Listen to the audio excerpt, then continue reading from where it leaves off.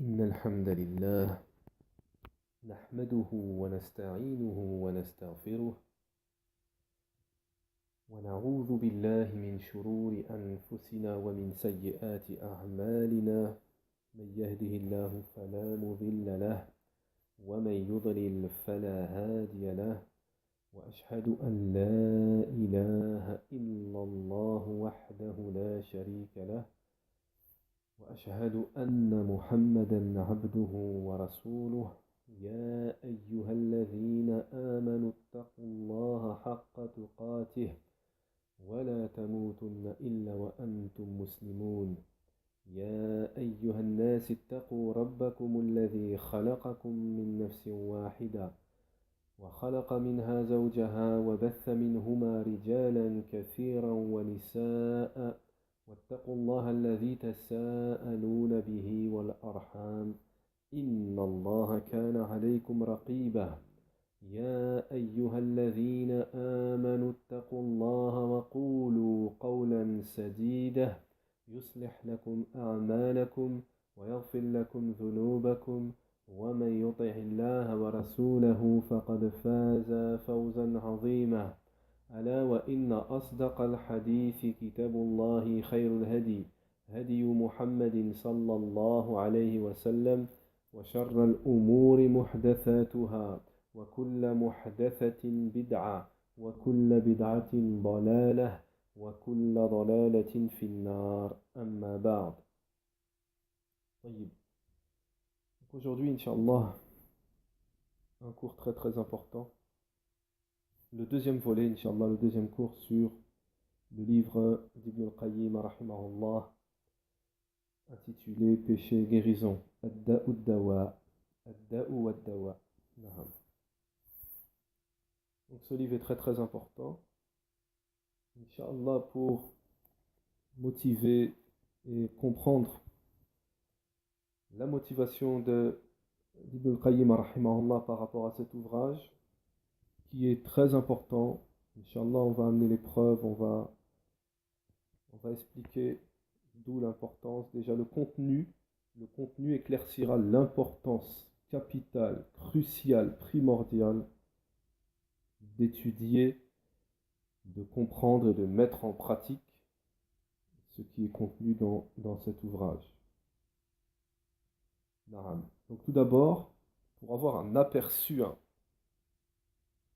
on va lire, Inch'Allah, la préface de ce livre, Péché et guérison. Cet ouvrage compte parmi les meilleurs ouvrages traitant de l'éducation de l'âme, des dangers mortels que font encourir les péchés, de la nécessité absolue pour l'homme de s'en défaire, et de procéder à un examen de conscience et un repentir sincère. Son auteur compte parmi les plus grands spécialistes des maux du cœur, qu'il traite par des remèdes tirés des plus éminentes des sources que sont le livre d'Allah et la sunna du messager d'Allah, alayhi salatu wassalam. L'origine de cet ouvrage est une question posée à l'auteur qui fut interrogé à propos d'un homme éprouvé par un mal qui ruinerait sa vie d'ici-bas et de l'au-delà s'il y persistait. Ibn al-Qayyim considéra la situation difficile dans laquelle cet homme se trouvait, l'étendue de ce mal parmi les gens, et il vit qu'il était approprié de donner une réponse détaillée plutôt qu'une réponse concise. Le conseil sincère et la bienveillance envers lui et ses semblables impliquaient d'inclure à la réponse les causes de ce mal et ses conséquences désastreuses, de même qu'une orientation vers les moyens de s'en protéger, de s'en défaire. C'est pour cette raison que sa réponse devint un ouvrage détaillé. Il dit, Ibn al-Qayyim rahimahullah, fait partie de la générosité dans la science, lorsque celui qui interroge cherche une réponse exemplaire, de ne pas se contenter d'une réponse succincte.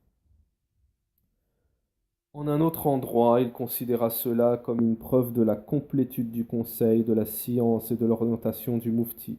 C'est ainsi qu'est la réponse d'Ibn al-Qayyim, la réponse d'un savant éducateur, sage et de bons conseils. Une réponse étendue et détaillée, un summum en la matière. Ensuite, pour venir compléter ou appuyer cela, nous avons la parole de Cheikh Abdelrazak Al-Badr Hafidahullah, qui dit dans son commentaire de cet ouvrage, dans son commentaire de Da'wa Dawa, Abdelrazak Al-Badr Hafidahullah nous dit: j'enjoins tous ceux qui ont la capacité et la possibilité de propager cet ouvrage, de le traduire, tous les étudiants, tous les savants, les étudiants en sciences, tous ceux qui ont la possibilité de le traduire dans n'importe quelle langue, dans les langues étrangères, vu l'importance de cet ouvrage, de le propager et de fournir tous les efforts possibles.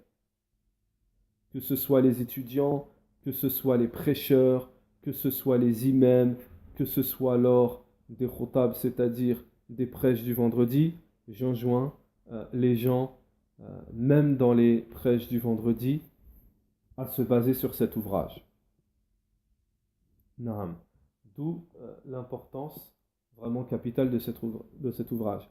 Et Abdelrazak Al-Badr Hafidhallah ajoute: il y a beaucoup de gens, énormément de gens qui ont fait un repentir sincère et qui sont revenus sincèrement vers Allah après avoir étudié cet ouvrage.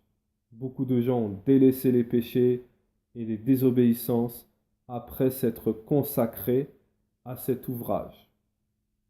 Donc voilà, avant de commencer, j'ai voulu vraiment ouvrir les yeux et essayer d'orienter, essayer de donner, de faire prêter attention de ce sur quoi on va mettre les pieds, Inch'Allah ta'ala. Donc Inch'Allah, j'ai choisi pour cet ouvrage, j'ai choisi les commentaires de Cheikh Abdelrazak Al-Badr. C'est-à-dire que on lira la parole d'Ibn al-Qayyim rahimahullah, et à chaque fois, après chaque chapitre, après avoir lu la parole de Cheikh Ibn al-Qayyim rahimahullah, on donnera le commentaire qui n'est pas des moindres de Abdelrazak Al-Badr, et vous verrez que son commentaire sort du commun. Les commentaires de Cheikh Abdelrazak Al-Badr sortent du commun. C'est vraiment incroyable.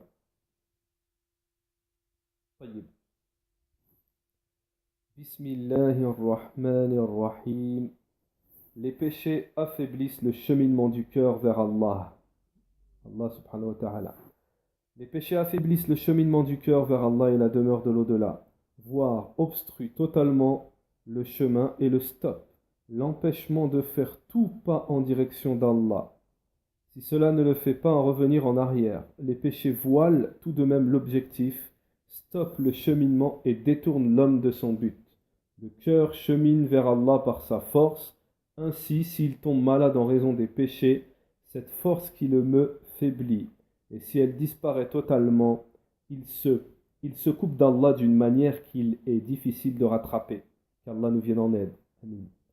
Le péché fait mourir le cœur, lui cause une maladie alarmante ou diminue sa force d'une manière inévitable, jusqu'à ce que sa force termine à l'un des huit choses contre lesquelles le prophète alayhi salatu wassalam a cherché protection, et qui sont, alayhi salatu wassalam a dit: ô Allah, je cherche protection auprès de toi contre les soucis et la tristesse, l'incapacité et la paresse, l'avarice et la lâcheté, le fardeau des dettes et l'oppression des hommes, chacune étant associée à une autre. Ainsi les soucis et la tristesse sont associés, car si le mal qui parvient au cœur concerne le futur, il l'anticipe et cela suscite les soucis. Et si cela concerne une chose passée, cela suscite la tristesse. L'incapacité et la paresse sont associées, car si l'homme se détourne des moyens de parvenir au bien et au succès, et si cela est dû au fait qu'il n'en soit pas capable, c'est là l'incapacité. Et si cela est dû à l'absence de volonté, c'est la paresse. La lâcheté et l'avarice sont associées, car s'il n'accomplit pas ce dont il est physiquement capable, c'est la lâcheté. Et s'il ne concerne ses biens, et si cela concerne ses biens, c'est l'avarice. C'est là l'avarice. Le fardeau des dettes et l'oppression des hommes sont associés, car si autrui prend l'ascendant sur lui de plein droit, cela compte parmi le fardeau des dettes. Et si cela survient en toute fausseté, cela compte parmi l'oppression des hommes. En somme, les péchés comptent parmi les plus grands moyens de provoquer ces 8 choses.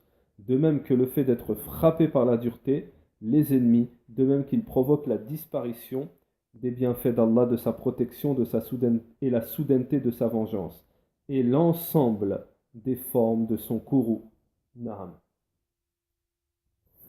Razak al-Badr nous dit, hafidahullah, le but du cheminement vers Allah, c'est qu'Allah Ta'ala est l'adoré. Celui vers qui on se dirige par l'adoration, l'acheminement vers Allah Ta'ala du cœur, c'est le fondement, la fondation, la base, le cœur. Toutefois que le cœur sera fortifié, alors l'acheminement se renforcera. Et toutefois que le cœur s'affaiblira, alors l'acheminement s'affaiblira. Et pour cela, on voit celui qui a une force physique ne pas pouvoir aller à la mosquée, c'est un exemple. Malgré sa force physique, il est impuissant, faible, paresseux. Et tu en trouves un autre, le cœur fort et faible physiquement, très faible. Et avec cela, il est vieux, il s'appuie sur une canne, et le cheminement vers Allah se produit avec un corps faible et un cœur fort. Et qu'est-ce qui affaiblit le cœur? C'est la désobéissance.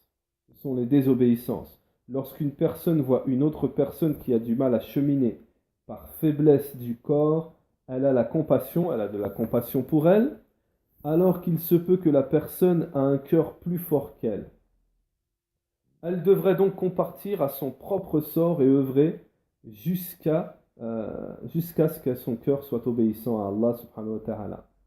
C'est pour cela que la véritable invalidité, c'est l'invalidité du cœur. Il y a même des gens qui sont dupés par le shaitan, car du fait qu'ils sont forts physiquement, ils se sentent en sécurité, désobéissant à Allah. Ils ne savent pas que la vraie force, c'est la force du cœur.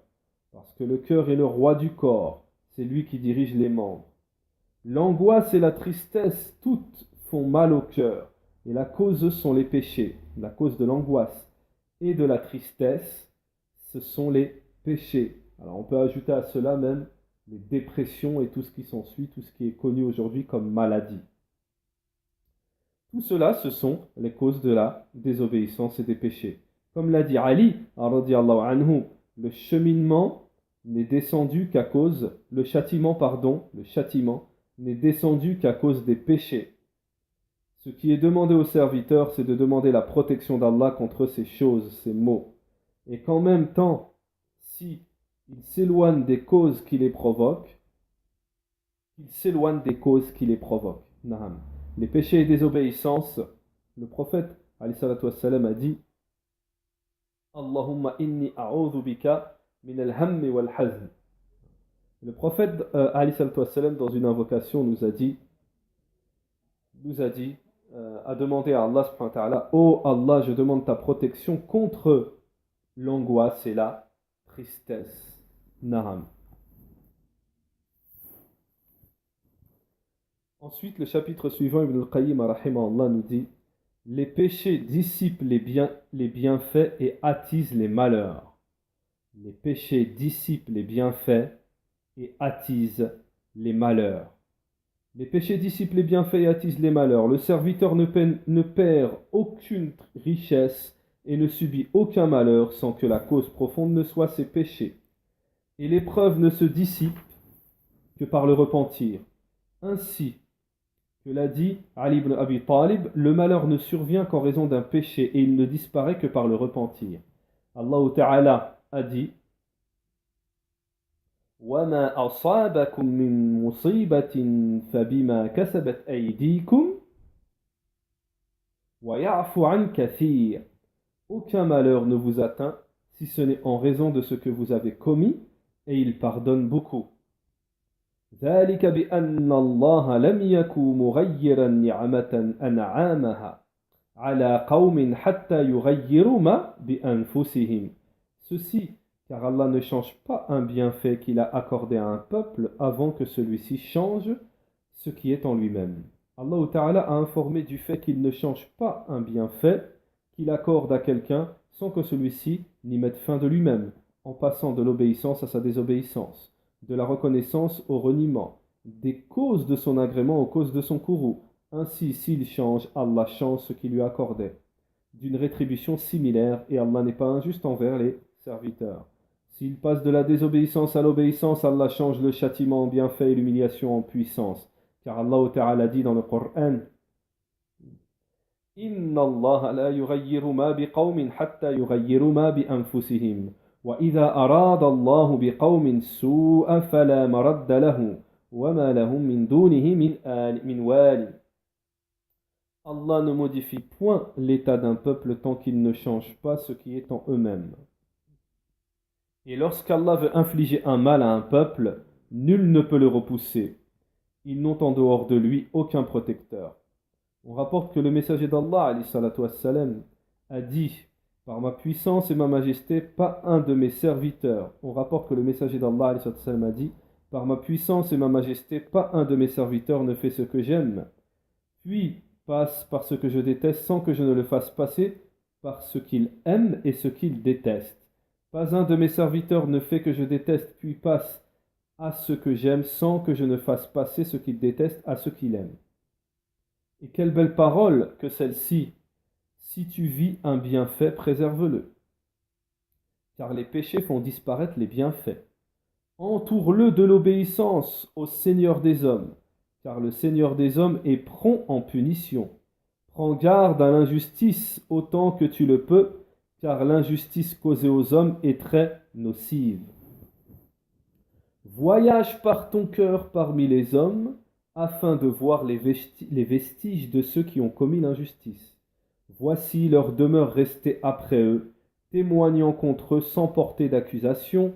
Rien ne leur a été plus nocif que l'injustice, et c'est ce qu'a blessé, combien ont-ils abandonné de jardins, de palais et d'autres biens encore engloutis. Ils sont parvenus en enfer sans aucun bienfait, et qu'ils ont possédé et désormais, et ce qu'ils ont possédé est désormais pour eux, tel un songe. Naam. Commentaire de Cheikh Abdelrazak al-Badar, hafidhahullah. Ibn al-Qayyim rahimahullah nous rappelle ici une autre forme de châtiment parmi les châtiments, pour les péchés. Ils attisent les malheurs et dissipent les bienfaits. Ils ont changé d'obéissance en désobéissance. Ils ont changé l'obéissance en désobéissance. Et cela a attisé le malheur sur eux en punition. Et pour cela, ce qu'il y a de plus immense pour préserver les bienfaits d'Allah, c'est de craindre Allah dans ses bienfaits. Et de ne pas les utiliser dans ce qui le met en colère. Si le serviteur l'utilise dans ce qu'Allah agrée, en s'éloignant de ce qui met Allah en colère, alors celui-là aura préservé les bienfaits d'Allah. Et les désobéissances sont dans le sens contraire de cela. Les désobéissances dissipent les bienfaits. Naham. C'est pour cela que les calamités qui arrivent aux serviteurs, le manque de pluie, problème de récolte, cela appelle le serviteur à se repentir et à demander pardon. Naham. Chapitre 35. Ibn al-Qayyim nous dit: les péchés provoquent peur et épouvante dans le cœur. Allah Ta'ala jette l'épouvante et la peur dans le cœur du pécheur. Ainsi tu ne le vois que craintif et épouvanté. Ceci car l'obéissance est la plus grande citadelle d'Allah. Celui qui pénètre est préservé des châtiments de ce bas monde et de l'au-delà. Et celui qui en sort est cerné de tous côtés, ce qui l'effraiera. Pour celui qui obéit à Allah, ses craintes se changeront en sécurité. Et pour celui qui désobéit, sa sécurité se transformera en crainte. Ainsi tu vois le pécheur comme s'il était constamment entre les ailes d'un oiseau. Si le vent fait bouger la porte, il dit: on vient me prendre. Et s'il entend des bruits de pas, il craint qu'on vienne lui annoncer sa perte. Il pense que tout cri est dirigé contre lui, que tout mal le vise. Celui qui craint Allah, il le met à l'abri de toutes choses, alors que celui qui ne craint pas Allah, il lui fera craindre toutes choses. Allah a prédestiné aux gens depuis leur création que la crainte et le crime sont liés. Allah Ta'ala a prédestiné aux gens depuis leur création que la crainte et le crime sont liés. Naham. Razaq al-Badr, hafidhahullah, nous dit: la foi et l'obéissance sont cause de sécurité dans la vie d'ici-bas et dans l'au-delà. Et la désobéissance et les péchés sont la cause de la peur qu'Allah met dans le cœur du désobéissant. Naham. Donc attention, tous les maux qui résultent des péchés et des obéissances, il faut prendre garde à cela, car le cœur sera touché par quoi? Cause des péchés, par la crainte, la peur et tout ce qui s'ensuit. Donc ceux qui sont touchés par cela, qu'ils se posent des questions et qu'ils sachent que cela provient des péchés et des désobéissances. Chapitre 35. Ibn al-Qayyim rahimahullah nous dit: les péchés provoquent une grande solitude dans le cœur. Ainsi le pécheur se sent seul, éloigné de son Seigneur, des gens et de sa propre âme. Et plus les péchés se multiplient, plus sa solitude augmente. La vie la plus amère est celle de ceux qui vivent esselés et apeurés, et la meilleure des vies est celle de ceux qui vivent entourés. Si l'homme sensé médite et compare la délection du péché et ce qu'il provoque en lui comme peur et solitude, il saura combien sa situation est mauvaise et combien il est trompé.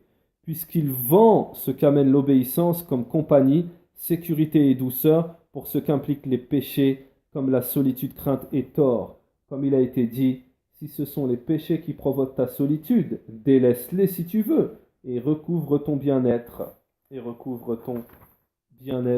Le secret de cette question est que l'obéissance amène la proximité vis-à-vis du Seigneur, subhanahu wa ta'ala. Et plus ce rapprochement augmente, plus cette proximité se renforce. Alors que le péché amène l'éloignement vis-à-vis du Seigneur, et plus l'éloignement augmente et plus la solitude se renforce. C'est pour cette raison que l'homme ressent une distance entre lui et son ennemi, en raison de l'éloignement qui existe entre eux. Même s'il le fréquente et vit à proximité, alors qu'il ressent un rapprochement et une proximité envers celui qu'il aime, même s'il se trouve loin de lui. Cet éloignement est causé par un voile. Et plus ce voile est épais, plus l'éloignement augmente. La négligence provoque l'éloignement, mais plus encore le péché, et plus encore la mécréance et le polythéisme. Plus une personne commet ces choses, plus sa solitude augmente. À mesure de ce qu'il en commet, ceci apparaît sur son visage et son cœur, ainsi elle s'éloigne et on s'éloigne d'elle. Naham. Abdelrazak al-Badr hafidhahullah nous dit: la foi et l'obéissance sont cause de sécurité dans la vie d'ici-bas et dans l'au-delà. Et la désobéissance et la désobéissance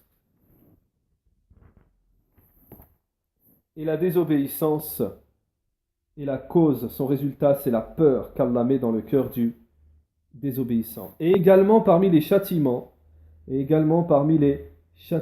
dus au péché, naham, ce que vient de nous dire Ibn al-Qayyim rahimahullah, parmi les causes, naham, c'est l'éloignement provoque une grande solitude dans le cœur. Ainsi le pécheur se sent seul, éloigné de son Seigneur, des gens et de sa propre âme, et le péché se multiplie, plus le péché se multiplie et plus sa solitude augmente. Alors on peut donner un exemple à cela, c'est qu'on voit beaucoup de gens, entre parenthèses, comme on dit, c'est une expression employée chez les gens de la vie mondaine, on voit des gens qui ont tout pour réussir, mais qui en réalité n'ont pas réussi. On voit des gens qui ont tout pour réussir, mais qui n'ont en réalité aucune réussite. Pourquoi? Parce qu'ils n'ont pas la véritable réussite. Qui ont tout pour réussir, les biens mondains et tout ce qu'il y a autour, l'argent et tout ce qui va autour, les femmes, la notoriété, etc., etc. Ils ont tout pour réussir. Mais on les voit, ils sont tristes, ils se suicident, ils sont en dépression, etc., etc. Pourquoi? Parce qu'ils n'ont pas acquéri cette quiétude, cette tranquillité, cette quiétude, cette sérénité du cœur que seul l'obéissant, celui qui obéit à Allah, peut atteindre. Et vous pouvez leur demander, si vous connaissez des gens comme ça, moi j'ai déjà eu un témoignage direct d'une personne, enfin direct, indirect, hein, j'avais vu dans les réseaux sociaux, d'une personne qui s'est convertie à l'islam, qui était très connue dans le milieu du show business, qui était très connue et qui a dit, le soir euh, je me retrouvais seul et j'étais au bord et c'est comme si je voulais même me suicider. Cette personne avait l'argent, avait la notoriété, avait vraiment, elle était, je crois, classée numéro un en France parmi ces gens-là. Et cette personne a témoigné que lorsqu'elle s'est convertie à l'islam, elle a ressenti un apaisement dans son cœur. Un apaisement qu'elle n'a jamais ressenti lorsqu'elle était dans ce milieu. Donc voilà, cela confirme la parole d'Ibn al-Qayyim, rahimahullah. J'ai donné cet exemple pour vous aider à vraiment assimiler ce sujet. Chapitre 36. Chapitre 36, Ibn al-Qayyim rahimahullah nous dit: les péchés détournent le cœur de la droiture. Alors, je voudrais juste donner une faïda. Ce n'est pas pour faire de la publicité, hein. On est là pour apprendre et je suis vraiment là juste pour aider les gens à se mettre justement sur la droiture. Être la cause. J'aimerais être la cause. En être la cause. Donc en parlant de droiture, j'ai fait un rappel qui s'intitule La droiture. Je conseille vivement ceux qui ne l'ont pas écouté de l'écouter parce que là, Ibn Qayyim va nous parler de la droiture, mais on ne va pas vraiment saisir ce que c'est que la droiture. Mais dans le rappel que j'ai fait, Inch'Allah ta'ala, vous allez comprendre vraiment l'importance capitale, primordiale hein, de ce qu'est la droiture. D'ailleurs, on la demande 17 fois au minimum par jour dans Surat al-Fatiha, guide-nous dans la droiture, dans le droit chemin. D'où l'importance. Donc, je conseille vivement à ceux qui ne l'ont pas écouté d'aller écouter. Vous n'avez rien à perdre, vous avez tout à gagner. Vous n'avez rien à perdre, vous avez tout à gagner. Et je ne parle pas de gains mondains, je parle de gains dans l'au-delà. Chapitre 36, Ibn al-Qayyim rahimahullah nous dit: les péchés détournent le cœur de la droiture. Les péchés font passer le cœur de la santé et la droiture à la maladie et la débauche. Les péchés font passer le cœur de la santé et de la droiture à la maladie et à la débauche. Il ne cesse d'être malade et vicié. Les aliments qui permettent sa vie et sa rectitude ne lui sont plus d'aucune utilité. Les péchés affectent le cœur comme la maladie affecte le corps. Ils sont à la fois sa maladie et son mal, et il n'y a d'autre remède que de les délaisser. Ceux qui se dirigent vers Allah sont unanimes sur le fait que les cœurs ne parviennent à la béatitude qu'en parvenant à leur maître. Et ils ne peuvent parvenir à leur maître tant qu'ils ne sont pas saints. Et cela n'est possible qu'en transformant le mal en remède. Donc en combattant ces passions qui sont la maladie, et dont la guérison ne réside que dans le refoulement. Repousser les péchés. Et si cette maladie s'installe, elle est mortelle ou presque. On parle de mort du cœur. On parle de mort du cœur. La mort du cœur, elle est plus grave que la mort physique. De la même manière que celui qui s'interdit les passions a pour demeure le paradis. Le cœur est sur terre un paradis, et aucun bienfait ne lui est comparable. La différence entre les deux est semblable à la différence entre les bienfaits de ce bas monde et ceux de l'au-delà. Mais ne peut le savoir que celui dont le cœur a connu les deux. Ne pense pas que la parole d'Allah Ta'ala, Qala Ta'ala, Innal abrar la fi na'im wa innal fujjar la fi jahim. Wa innal fujjar la fi jahim, pardon. Les pieux seront dans un jardin de délices et les pervers seront dans une fournaise. Concerne uniquement les bienfaits, ne pense pas que la parole d'Allah Ta'ala concerne uniquement les bienfaits et le châtiment de l'au-delà. Au contraire, cela englobe 3 phases. La vie terrestre, le monde de la tombe, al-barzakh, et l'au-delà, al-akhira. Les uns sont au milieu, de bienfaits et les autres dans la fournaise. Le bonheur est-il autre chose que la joie du cœur? Le châtiment est-il autre chose que le châtiment du cœur? Quel supplice est plus terrible que la peur, l'angoisse, la tristesse, l'étroitesse de la poitrine, l'éloignement vis-à-vis d'Allah et la demeure de l'au-delà, de s'attacher à autre qu'Allah et de se détacher de lui, en étant touché d'une part de chacune de ces choses. Toute chose à laquelle il s'attache et qu'il aime en dehors d'Allah le conduit au pire des châtiments. Quiconque aime une chose en dehors d'Allah est châtié par cela 3 fois, en ce bas monde, en le convoitant puis après l'avoir obtenu, par la peur constante de la voie perdue ou ôtée, et d'autres supplices encore. Et s'il venait à la perdre, son supplice serait d'autant plus intense.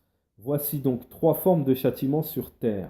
Donc, dans le monde de la tombe, le supplice est lié à la douleur de la séparation, sans espoir de retour, avec de surcroît la torture d'être passé à côté de délices immenses pour avoir été préoccupé par ce qui est opposé. La douleur du voile existant entre lui et Allah et la douleur du malheur qui déchire le ventre. Regret, tristesse, remords et chagrin rongent l'âme, comme les serpents et les vers rongent sa dépouille. Mais la torture de l'âme est elle perpétuelle et continue, jusqu'à ce qu'Allah fasse revenir l'âme dans le corps. Alors le châtiment franchit une nouvelle étape bien plus meurtrière et plus amère.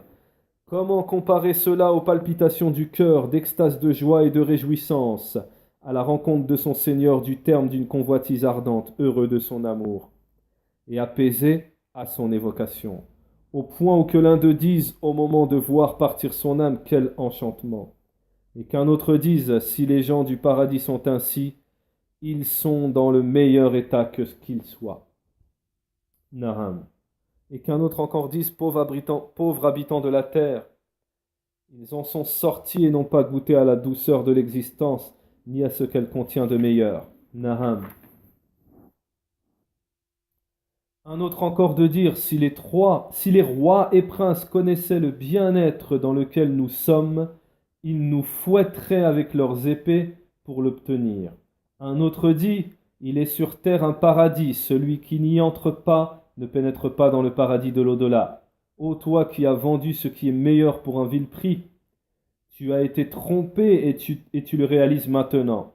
Si tu ne connais pas la valeur de ta marchandise, interroge les connaisseurs. C'est à peine croyable, tu possèdes une marchandise qu'Allah désire acheter au prix d'un paradis éternel. L'ambassadeur ayant assuré l'acte de vente, en garantissant le prix de la part de l'acheteur, n'est autre que le messager d'Allah, et toi tu l'as vendu par l'avilissement, comme il a été dit. Si c'est ainsi que serviteur agit envers lui-même, qui pourra l'honorer après cela? Et Allah Ta'ala nous dit,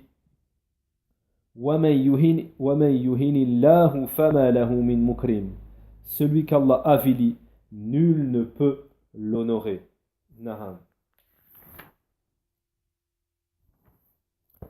Abdelrazak al-Badr hafidhahullah nous dit en commentaire à ce chapitre, et également parmi les châtiments dus au péché, le détournement du cœur de la droiture vers la maladie. Et la déviance, le cœur devient malade à cause des désobéissances. Lorsque le cœur se détourne et devient malade, alors la béatitude le quitte. La véritable béatitude, délice, ne se trouve que dans l'obéissance à Allah Ta'ala. Beaucoup de gens choisissent le délice de la désobéissance.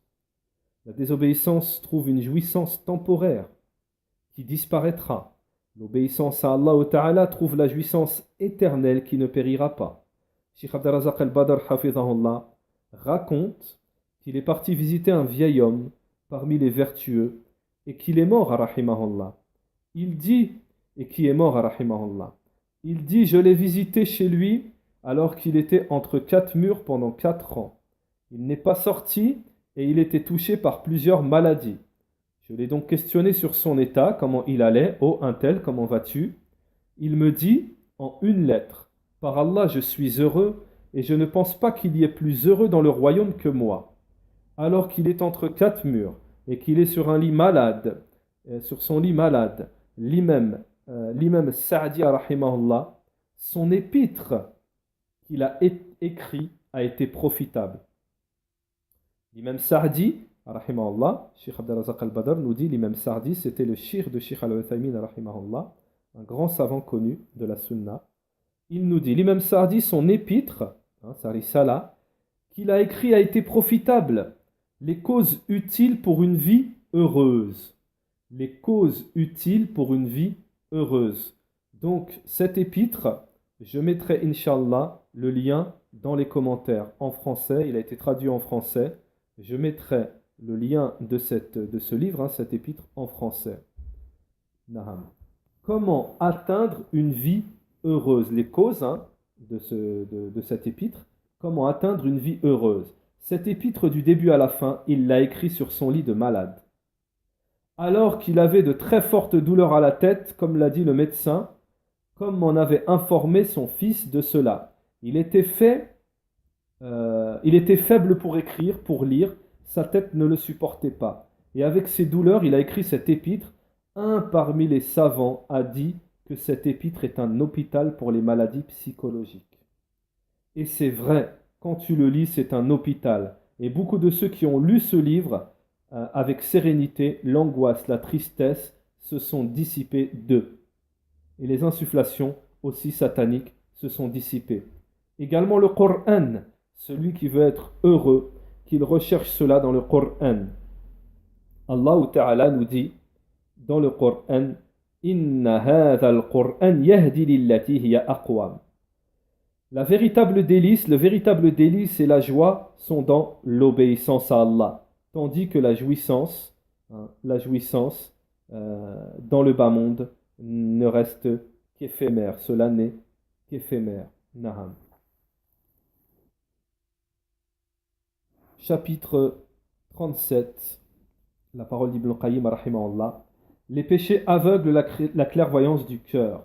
Très très très important. Les péchés aveuglent la clairvoyance du cœur. Les péchés aveuglent la clairvoyance du cœur, recouvrent sa lumière, obstruent les chemins de la science et masquent les sources de la guidée. Quand Ash-Shafiri rahimahullah s'est assis devant Malik et qu'il fut stupéfait par lui, il lui dit: Je vois qu'Allah a mis dans ton cœur une lumière. Ne l'éteins pas par les ténèbres des péchés. Cette lumière ne cesse de s'affaiblir et de disparaître, et les ténèbres de péché de se renforcer, jusqu'à ce que le cœur soit plongé dans une nuit noire. Ainsi il tombe dans nombre de perditions sans les voir. Il est semblable à un aveugle sorti de nuit sur un chemin comportant danger et péril. Comme il est peu probable qu'il en sorte indemne, et comme il tombera vite dans le danger. Puis ces ténèbres s'assombrissent et débordent du cœur vers les membres. Le cœur est couvert de noir en fonction de l'intensité et de l'étendue de ces ténèbres des péchés. Après la mort, ces ténèbres apparaissent dans le monde de la tombe et la tombe se remplit de ténèbres. Comme l'a dit le prophète alayhi salam, ces tombes sont remplies de ténèbres pour leurs habitants et Allah les illumine à travers ma prière sur eux. Au jour du rassemblement, lorsque les gens seront ressuscités, ces ténèbres apparaîtront clairement sur le visage et tout le monde pourra les voir au point que le visage devienne aussi sombre que la cendre. Malheur pour ce châtiment qui ne vaut pas tous les délices de ce bas monde, de son commencement jusqu'à sa disparition. Alors que dire de la part infime, misérable et difficile de l'homme en un temps semblable à celui d'un songe? Qu'Allah nous vienne en aide. Amen.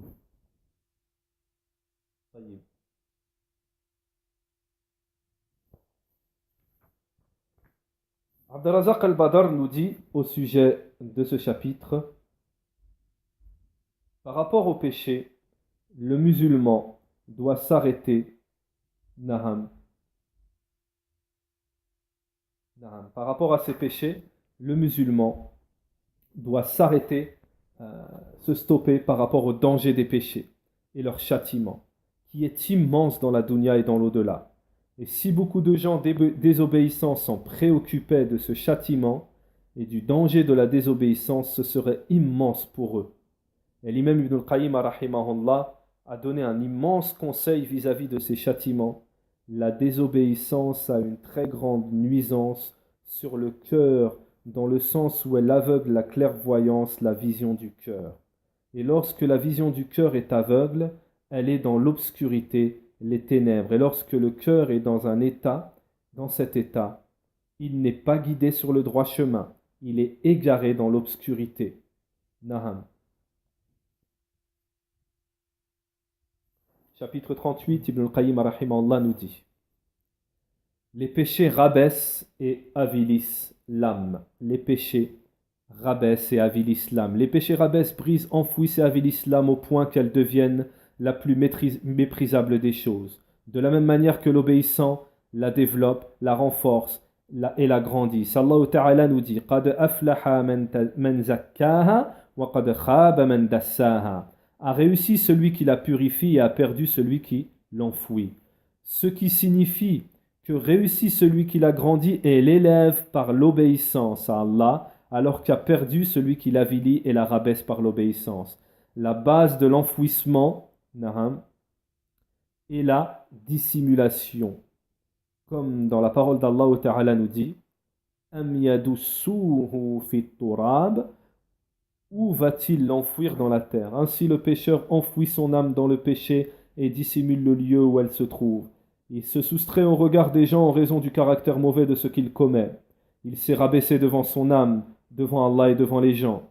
Ceci alors que l'obéissance et la bonté grandissent, renforcent et élèvent l'âme, au point qu'elle devienne la plus noble, la plus grande, la plus pure et la plus élevée des choses. Et malgré tout, elle reste la plus vile, la plus méprisable et la plus petite des choses devant Allah.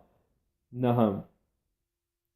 Jalla wa ala. Et c'est par cet abaissement qu'elle est parvenue à cette puissance, cet honneur et ce développement. Ainsi, rien ne ravilit plus les âmes que la désobéissance à Allah, et rien ne les grandit, ni les honore et ne les élève plus que l'obéissance à Allah subhanahu wa ta'ala.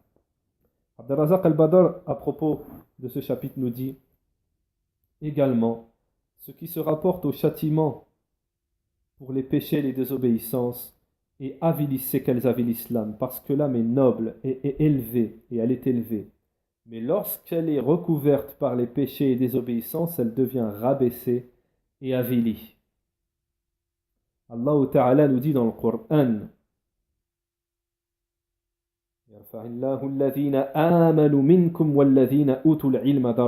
Allah a élevé ceux qui ont cru parmi vous et ceux à qui il a et ceux à qui la science a été donnée, élevée. Ils ont été élevés en degrés par rapport à cette science. Naham. Les croyants complets ont réuni entre la bienfaisance, la peur et le rabaissement de soi. Contrairement aux autres, ils ont un manque dans les œuvres, une négligence dans l'obéissance et l'admiration de soi-même. C'est une âme pauvre. Naham. Ibn al-Qayyim nous dit dans le chapitre 39, Ibn al-Qayyim nous dit: les péchés sont la cause de la capture de Satan et de l'emprisonnement des désirs.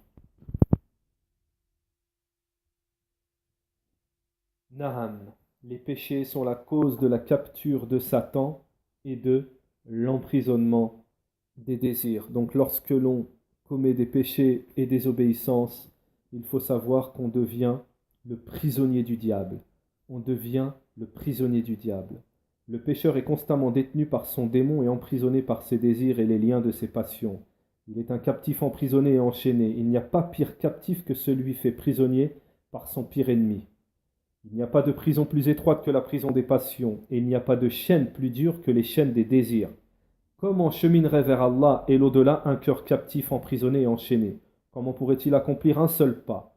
Si le cœur est enchaîné, les fléaux le frappent de toutes parts en fonction de ses chaînes. Le cœur est semblable à un oiseau. Plus il s'élève, plus il s'éloigne des fléaux. Et plus il descend, plus les fléaux lui tendent des pièges. Il est dit dans un hadith: Satan est un loup pour l'homme. Ainsi, de la même manière que le mouton laissé sans protecteur parmi les loups est vite dévoré. Il en est de même pour l'homme dénué de protection venant d'Allah, car son loup le guette inévitablement. Cette protection d'Allah ne survient que par la piété qui est une protection venant d'Allah, un jardin, une citadelle entre le loup, entre lui et son loup. De même, Elle est une protection entre lui et les châtiments de ce bas monde et de l'au-delà. Plus le mouton est proche du pâtre, plus il est en sécurité vis-à-vis du loup. Et plus il s'en éloigne, plus il est proche de la perdition. Donc l'endroit le plus sûr pour le mouton est d'être à proximité du pâtre. Et le loup l'attaque, et le loup n'attaque que le mouton éloigné du troupeau et du pâtre, la brebis égarée. Le fondement de tout ceci est que plus le cœur est éloigné d'Allah, plus les fléaux le touchent rapidement. Et plus il est proche d'Allah, plus les fléaux s'éloignent de lui. L'éloignement vis-à-vis d'Allah est de différents degrés. Il en est de plus prononcé que d'autres. La négligence éloigne le cœur d'Allah. L'éloignement qu'entraîne le péché est plus grand que celui de la négligence. L'éloignement qu'entraîne l'innovation est plus grand que celui du péché. Et l'éloignement qu'entraîne l'hypocrisie et le polythéisme est plus grand que tout cela encore. Abdelrazak al-Badr nous dit à propos de ce chapitre, le penchant pour la désobéissance, c'est l'éloignement d'Allah Ta'ala. Et toutefois qu'il s'éloigne d'Allah, il s'éloigne de la protection d'Allah pour lui. Et lorsqu'il s'éloigne d'Allah et de sa protection, les diables lui tombent dessus et il est pris par les passions et les ambiguïtés. Et c'est tout cela qui le conduit. Il est conduit, dirigé par tout cela. Une personne aveuglée par ses passions est privée de la vérité. Toutefois qu'on l'appelle à la vérité, les passions se mettent entre la vérité, entre lui et la vérité et la guidée d'Allah subhanahu wa ta'ala. Et il n'y a pas de conducteur plus difficile que les passions. Les passions sont un conducteur dangereux, particulièrement les méfaits qu'engendrent les désobéissances sur sa santé, sa situation, ses affaires. Il voit de lui-même, le désobéissant, les méfaits de la désobéissance. Et malgré cela, il est guidé par son désir et il continue dans la désobéissance. Il est prisonnier. Parce que le désir est grand et plus il est capturé, emprisonné dans la désobéissance et les péchés, comment peut-il cheminer vers Allah après cela? Dans le hadith, Satan est un loup pour l'homme. L'homme qui est loin de l'apprentissage. Car l'homme, quand il est dans l'obéissance, dans l'adoration, et se rapproche d'Allah Ta'ala, il est préservé de cet ennemi, le diable.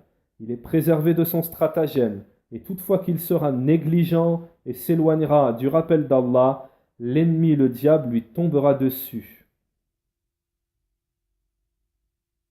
Et Allah Ta'ala nous dit dans le Coran, Surat al-Isra, excite par ta voix ceux d'entre eux que tu pourras, rassemble contre eux ta cavalerie et ton infanterie, associe-toi à eux dans leurs biens et leurs enfants, et fais-leur des promesses. Or le diable ne leur fait des promesses qu'en tromperie. Et Allah Ta'ala aussi nous dit dans le Coran à ce propos, quant à mes serviteurs, tu n'as aucun pouvoir sur eux, et ton Seigneur suffit pour les protéger. Naham. Toutefois que la personne est dans l'adoration d'Allah Ta'ala, il sera loin et protégé du shaitan et de son stratagème, et d'être détourné de la guidée d'Allah Ta'ala. Toutefois qu'il est dans le rappel d'Allah, il est protégé, et le diable vient de tous les côtés. Sachez que l'innovation est plus aimée chez le diable que les péchés, et la mécréance est plus aimée pour lui que l'innovation et les péchés. Chapitre numéro 40, Ibn al-Qayyim rahimahullah nous dit: les péchés font chuter auprès d'Allah et des hommes. Les péchés font chuter auprès d'Allah et des hommes. Les péchés portent atteinte au prestige, au rang et à l'honorabilité auprès d'Allah et des gens. L'homme le plus noble auprès d'Allah est le plus pieux et le plus proche de lui est le plus obéissant. Et le rang de l'homme auprès d'Allah est en fonction de l'obéissance qu'il lui voue, ainsi s'il lui désobéit et s'oppose à son ordre, il chute auprès de lui et il le fait chuter aux yeux des gens. Et lorsqu'il ne dispose plus d'aucun prestige, naram, auprès des gens, et qu'il le dédaigne, il se comporte envers lui en fonction de cela. Et il vit parmi eux la pire des existences, sans renommée, inconsidéré, méprisable, insignifiant, sans joie ni bonheur. Car la chute du prestige et de l'honneur provoque souci, angoisse et tristesse, sans aucune joie ni bonheur. Alors comment comparer cette souffrance avec la délectation du péché si ce n'est avec l'ivresse du désir? Parmi les plus grands bienfaits d'Allah sur le serviteur, c'est qu'il élève sa mention et son rang parmi les hommes. C'est pourquoi il a accordé à ses prophètes et messagers ce qu'il n'a accordé à aucun autre, comme Allah Ta'ala le dit. واذكر عبادنا إبراهيم وإسحاق ويعقوب أولي الأيدي والأبصار إن أخلصناهم بخالصة ذكر الدار. Naham. Et rappelle-toi Ibrahim, Ishaq et Yaqub, nos serviteurs puissants, et le rappel de l'au-delà. Naham. Ce que signifie, nous leur avons accordé une spécificité qui est une mention noble dans cette demeure, qui est la mention honorable demandée par Ibrahim lorsqu'il dit وَاجْعَلْ لِي لِسَانِ صِدْقٍ فِي الْآخِرِينَ. Fais que j'ai une mention honorable chez tous ceux qui me succéderont. Et Allah dit d'eux dans leur descendance et de leur descendance وَوَهَبْنَا لَهُم مِّن رَحْمَتِنَا وَجَعَلْنَا لَهُم لِسَانَ صِدْقٍ عَلِيًّا. Naham aliyan. Et nous leur accordâmes de notre miséricorde ainsi qu'une véracité reconnue. Naham.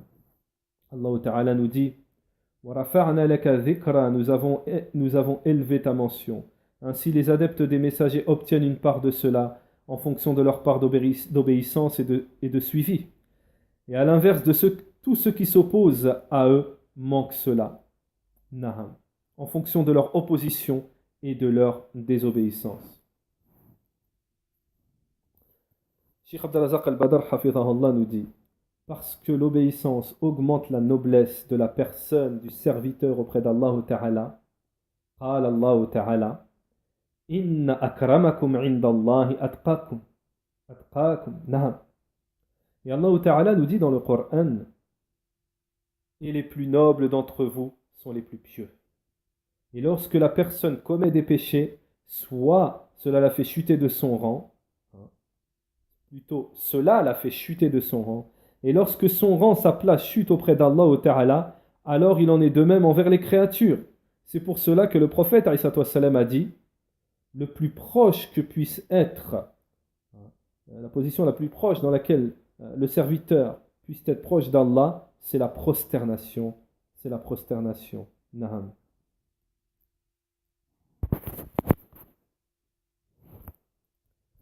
Donc, Inch'Allah Ta'ala, nous allons nous contenter de cela pour aujourd'hui. Inch'Allah, il y a encore, Naham, beaucoup à dire. Il y aura encore un cours, Inch'Allah, un troisième volet sur ce sujet qui est très très important.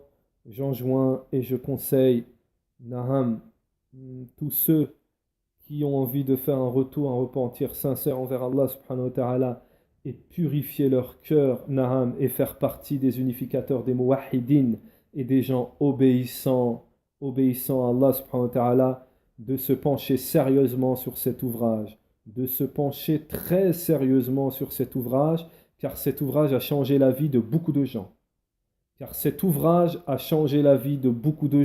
J'insiste, faites toutes les causes, mettez en pratique toutes les causes, et Inch'Allah, il y aura un troisième volet, très très important, Naham, sur la suite de ce cours, Inch'Allah, un troisième volet. Subhanakallah wa bihamdik, wa ashhadu an la ilaha illa ant, wa astaghfiruka wa atubu ilayka, wa sallallahu wa sallam ala nabiyyina Muhammad, wa ala alihi wa ashabihi ajma'in.